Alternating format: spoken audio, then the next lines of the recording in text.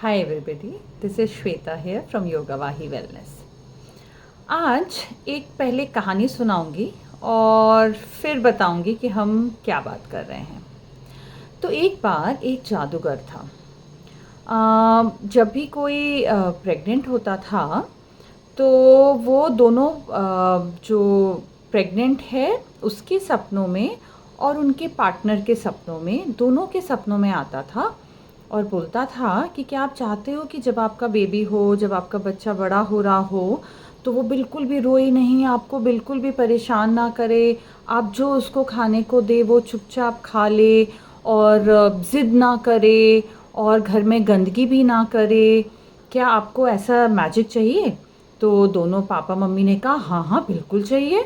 तो उसने कहा कि ठीक है, मैजिक तो मैं दे दूँगा, लेकिन उसके बदले में कोई ना कोई कीमत लूँगा। तो दोनों थोड़ा घबरा गए। उन्होंने पूछा कि क्या कीमत लोगे? तो उसने कहा कि ऐसी कोई बहुत बड़ी कीमत नहीं है, मतलब उसे ऐसे कुछ नुकसान नहीं होगा, उसकी जान को कोई खतरा नहीं है, उसकी हेल्थ को भी ऐसे कुछ खतरा नहीं है। लेकिन क्या कीमत होगी वो मैं अभी तो नहीं बता पाऊँगा, मैं अलग अलग टाइम पे ही बता पाऊँगा कि मैं किससे क्या कीमत लेने वाला हूँ।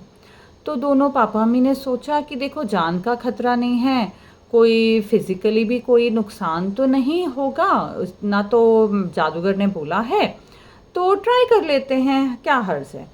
तो उन्होंने ट्राई कर लिया। जब उनका बच्चा हुआ तो वो जादूगर ने वो मैजिक उनको दे दिया और ऐसे करके साल बीतते गए। 1 साल, 2 साल, 3 साल, 4 साल, बच्चा 4 साल का हो गया। अब ये मैजिक था तो बहुत इफ़ेक्टिव, बच्चा बिल्कुल नहीं रोता था, ज़िद नहीं करता था, बहुत आराम से सब कुछ खा लेता था। तो और दोनों पेरेंट्स वर्किंग थे, उनको काफ़ी कन्वीनिएंट भी हो गया था ये मैजिक। तो उन्होंने कहा कि अरे ये तो बहुत बढ़िया मैजिक है, हमें अपने दोस्तों को भी इसके बारे में बताना चाहिए।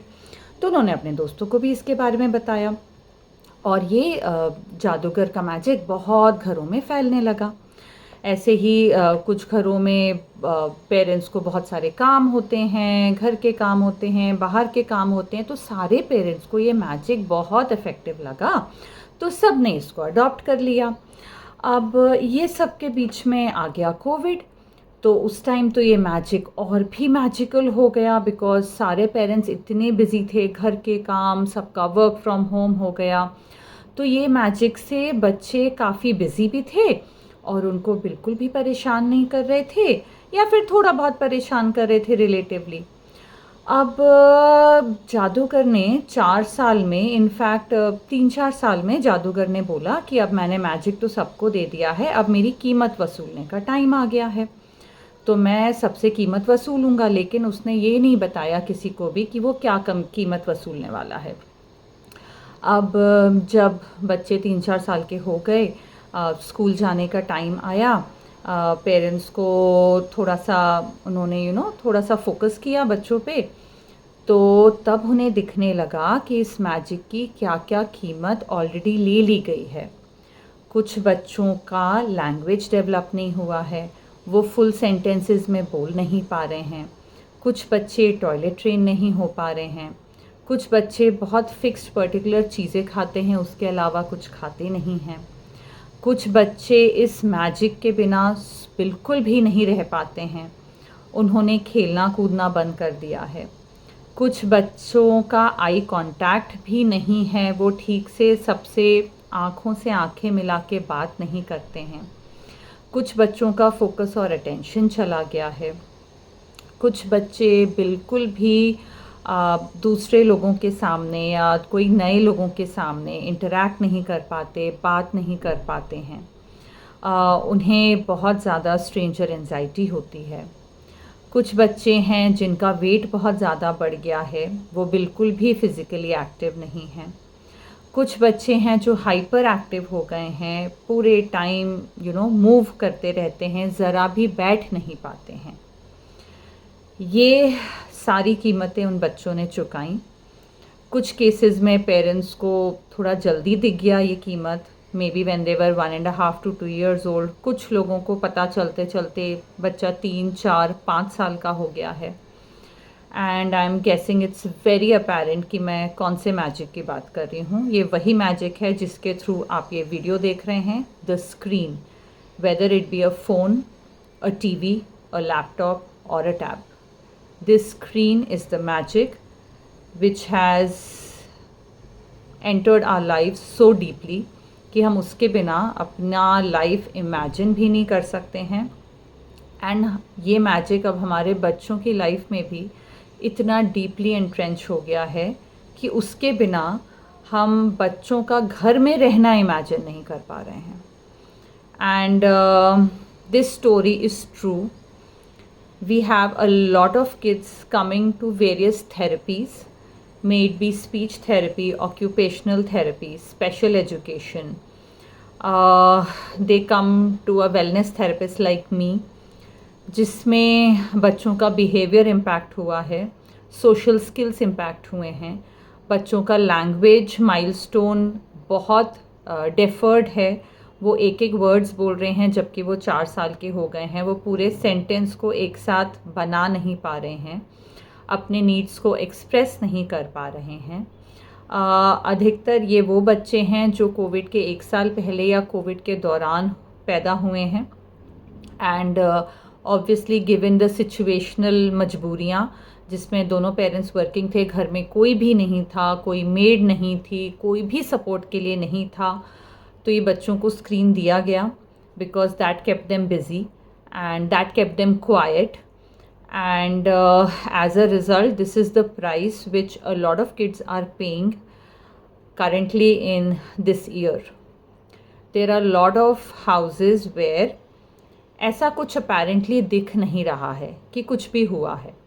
बच्चे इस एज के हैं, they spend a lot of time on the screen, but they are physically active, they talk in full sentences and they go to school में भी अच्छे से सीख रहे हैं। तो apparently कोई भी changes दिख नहीं रहे हैं। तो क्या इसका मतलब कोई changes नहीं हुए हैं? Absolutely not. So I'm going to in very details talk about the effect of screen on kids from the age of 1 to approximately 8-9 years old. सबसे पहले ये समझते हैं कि what is the scientific research is telling us about this.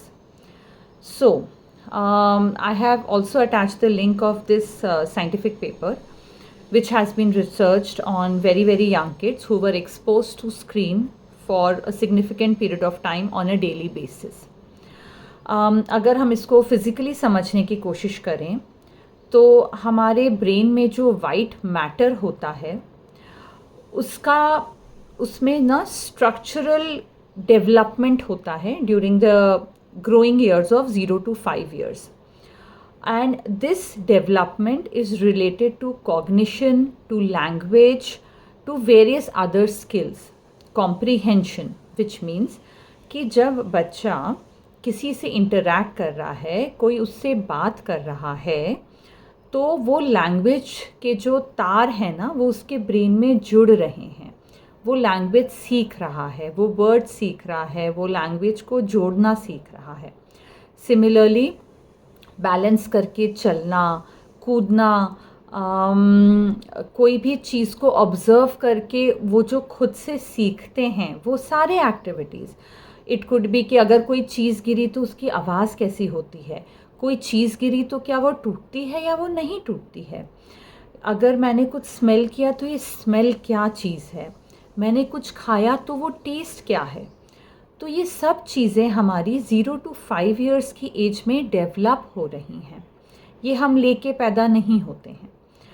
तो जब ये white matter structuring हो रही है और हमने उसके सामने इंसान की जगह सिर्फ एक स्क्रीन रख दिया, तो ये स्ट्रक्चरिंग डिसरप्ट हो जाती है, ये स्ट्रक्चरिंग बन ही नहीं पाती है। क्यों नहीं बन पाती है?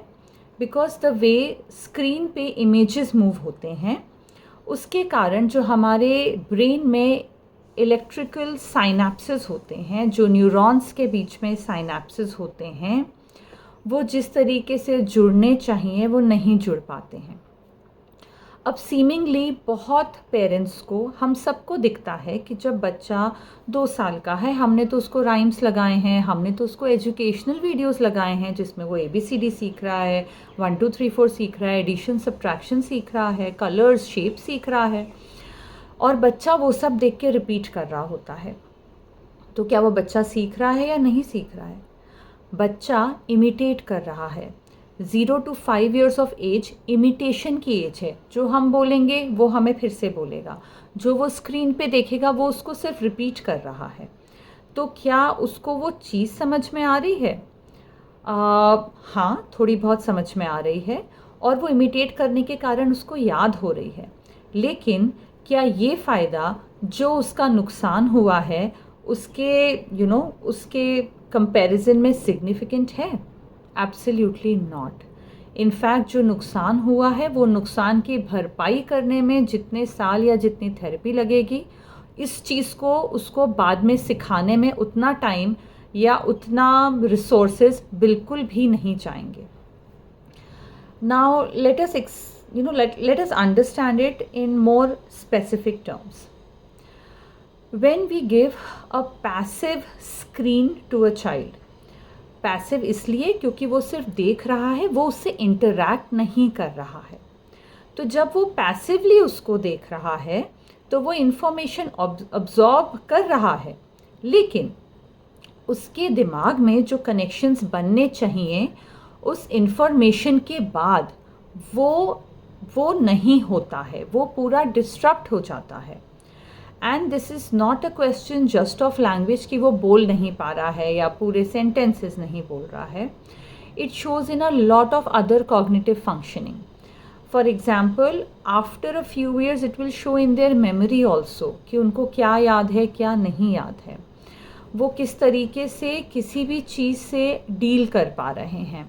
May it be a stranger, may it be another बच्चा जो उनके कांटेक्ट में आता है, वो स्कूल में टीचर्स की कितनी बात फॉलो कर पाते हैं, इंस्ट्रक्शन फॉलो कर पाते हैं या नहीं, क्या वो खुद के हाथों से काम करना सीख पाते हैं या नहीं।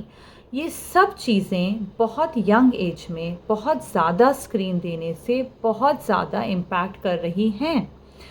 अब क्योंकि ये जो सोशल मीडिया है या ये जो स्क्रीन टाइम है ये इन द रीसेंट ईयर्स बहुत ज़्यादा बढ़ा है बच्चों का, एंड बच्चों के ऊपर रिसर्च करने के लिए जो टूल्स यूज़ करने हैं, फॉर एग्जांपल न्यूरोलॉजिकल रिसर्च के लिए MRI is the first tool. इतने छोटे बच्चे MRI के टेबल पे इतना स्टेबल कभी बैठ ही नहीं सकते हैं।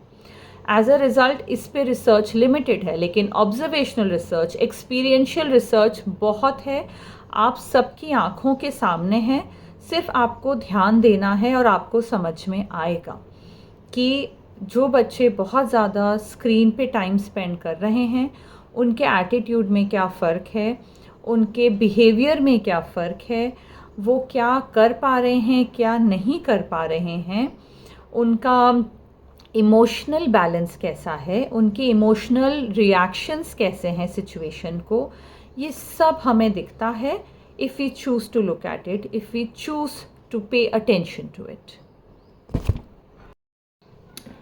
Let's come to the fact as to why do we think that we need to give a screen to a child. क्या हम स्क्रीन इसलिए दे रहे हैं क्योंकि बच्चे को उसकी ज़रूरत है? क्या हम स्क्रीन इसलिए दे रहे हैं कि वो हमारी लाइफ को थोड़ा कन्वीनियंट बनाता है? I am a mother of 2 kids and I totally understand, and I am talking from what all of us go through as parents. अगर स्क्रीन बच्चे को दिया जाए तो दे आर क्वाइटर, एब्सोल्युटली हल्ला नहीं होगा, चुपचाप देखते रहेंगे।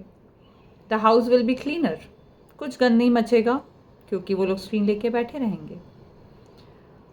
कोई चीज़ों की डिमांड नहीं होगी, एब्सोल्युटली, क्योंकि the only demand they will ever have is of the screen कि हमें ये देखने दो। वो लोग आपसे ये नहीं कहेंगे आके कि हमारे साथ खेलो, वो आपसे आके बार बार बात नहीं करेंगे, बार बार सवाल नहीं पूछेंगे। और ये पांचों फ़ायदे हमें बहुत बड़े फ़ायदे लगते हैं। But is that what the kid needs? क्या बच्चों की ये ज़रूरत है कि हम उनको ये 5 कन्वीनियंसेस के लिए फ़ोन दे देंगे, स्क्रीन दे देंगे, टीवी दिखाएंगे, लैपटॉप के सामने बिठा देंगे, टैबलेट दे देंगे? When kids come into the world, they are supposed to learn from experience. They are supposed to learn from observation. They are supposed to laugh on things जो हमें दिखती भी नहीं है। उनके लिए गोल चलता हुआ पंखा भी फ़नी होता है, या फिर उनके लिए वो देखना ही बहुत होता है। आपने नोटिस किया है कि कैसे 5-6 महीने का बच्चा लेटे हुए अपने सिर्फ हाथों पैरों को देख के इतना खुश होता है, लाइक दे हैव रियलाइज कि अरे ये मेरे पास कोई चीज़ है जो हिलती है, you know, that kind of a thing. Similarly एक साल का बच्चा अगर आप उसको जब खाना खिला रहे हैं तो वो सिर्फ कटोरी को बजा बजा के ही खुश है। एक 2 साल का बच्चा ड्रॉर्स खोल खोल के उसको बंद करने में खुश है, जिसमें हमें डर लगता है कि उसकी उंगली आ जाएगी, चोट लग जाएगी। एक 3 साल का बच्चा बाथरूम में बैठ के पानी में घंटों छप छप करके बहुत खुश है। एक 4 साल का बच्चा अपने खिलौने उठा उठा के फेंक कर उसको तोड़ने में, उसे खोलने में, उसे फाड़ने में, उसे डिस्ट्रॉय करने में बहुत खुश है। और उनकी ये सब खुशियाँ हमें मंजूर नहीं हैं, क्योंकि वो हमारी लाइफ को इनकन्वीनियंट बनाती हैं। हमारे लाइफ में बहुत सारा काम बढ़ा देती हैं। घर को बहुत संभालना पड़ता है, उनको बहुत देखना पड़ता है कि कहीं उन्हें चोट ना लग जाए, कहीं वो अपने आप को कोई नुकसान ना पहुंचा दें। And when either we don't have the resources और the time to do any of this, we find the screen very very convenient to give to them to stay away from all of this, जो कि पहली बात उनका right है। दूसरा, that is how they will grow up to be a healthy human being. तीसरा, उनकी need है ये सारी चीज़ें करना जो हम उनको स्क्रीन देके हम उनसे ले रहे हैं, हम उनको डिप्राइव कर रहे हैं ये सारी चीज़ों से। So coming back to the point कि 1 साल के बच्चे को स्क्रीन की कोई ज़रूरत नहीं है, वो सिर्फ बर्तन बजा के खुश है। इनफैक्ट उसको कोई टॉयज़ की भी ज़रूरत नहीं है। They don't need anything at all. If you go back to your own childhood, और if you are able to visit a family which does not give a screen to a child, you will see that they really don't need anything to play. They are happy by themselves. They only maybe need you to sit with them, that's all. But yes, if you need to sit with them with continuously working, then you need to engage them in something which could be a noisy thing, which could be disruptive, which could be something that will cause a lot of dirt around you. But is it worth the price? तो क्या उनका cognitive functioning is more important, या घर में जो उन्होंने गंद मचाया that is worse? That's a call that you have to take as a parent. जब बच्चे 2 साल के होते हैं, they will explore a lot of things around themselves. दरवाज़ा खोलेंगे, बंद करेंगे, एज आई सेड, अलमारियाँ खोलेंगे, बंद करेंगे, हर चीज़ को पटक पटक के देखेंगे। अगेन बहुत हल्ला मचाएंगे, बहुत गंदगी मचाएंगे, चीज़ों पे ज़िद करेंगे। But the price that they might pay because of the screen, क्या is that price worth it then they doing all of this? Similarly a 3-year-old child जो खाने में नई चीज़ें शायद खाने से थोड़ा मना करेगा, खाने में ज़िद करेगा, मे बी कुछ चीज़ें नहीं खाएगा, या उसे खिलाने में बहुत टाइम लगेगा, इसलिए हम उसे स्क्रीन दे दे रहे हैं ताकि वो चुपचाप हर चीज़ खा ले, ध्यान ही ना दे कि वो क्या खा रहा है, उसको समझ ही ना आए।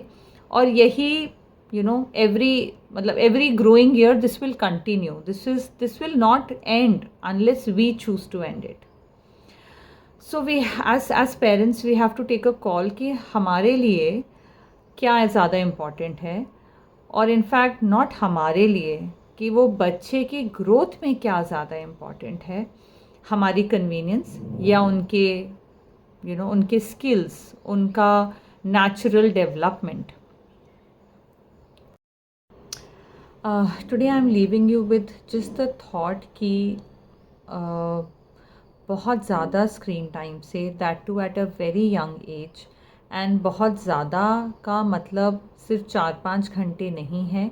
1 साल के बच्चे के लिए 1 घंटे का स्क्रीन टाइम भी बहुत ज़्यादा है, क्योंकि 1 साल के बच्चे को कोई स्क्रीन टाइम की ज़रूरत नहीं है, 5 साल के बच्चे को भी कोई स्क्रीन टाइम की ज़रूरत नहीं है। लेकिन I just want to leave you with a thought today कि क्या स्क्रीन से जो नुकसान हो रहे हैं और जो स्क्रीन से हमको फ़ायदे हो रहे हैं, what is our call on that, what do we want to do.